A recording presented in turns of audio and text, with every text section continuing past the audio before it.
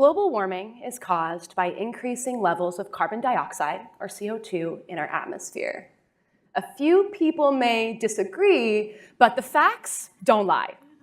This greenhouse gas is increasing global temperatures. Other gases, like the pollutant carbon monoxide, or CO, contribute to the formation of smog that is plaguing cities around the world. CO and CO2 are also byproducts of the fossil fuels we depend on. This is a big problem. But what if I told you that nature has already developed the machinery we need to solve it? I'm talking about enzymes.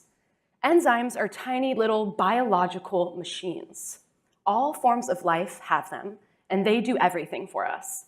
They chop up our food, make our DNA, turn light signals into visual images, everything. The really cool thing about enzymes is that they can do very difficult chemical reactions at normal temperatures and pressures. In the Ribby lab at UC Irvine, I study an enzyme called nitrogenase, which is found in some types of bacteria. Nitrogenase can take CO and CO2 out of the atmosphere and turn them into propane and butane, which humans use regularly as fuels.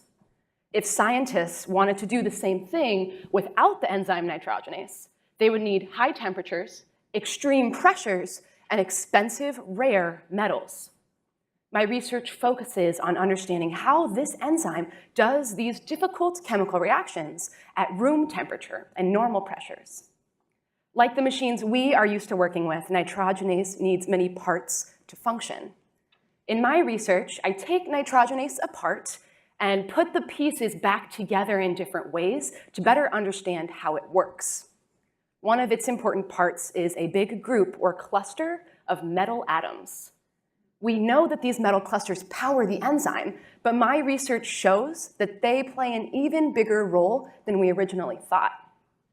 By further understanding which parts are the most important to nitrogenase's activity, I can start to increase its fuel production.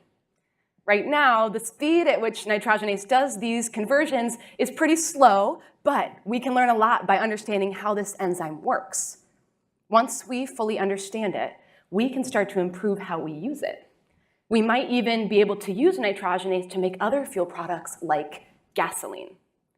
This system can serve as a way to recycle and reuse CO and CO2. And if we can use these little tiny biological machines to pull enough gases out of the atmosphere, we can reverse the devastating impacts of global climate change. Thank you.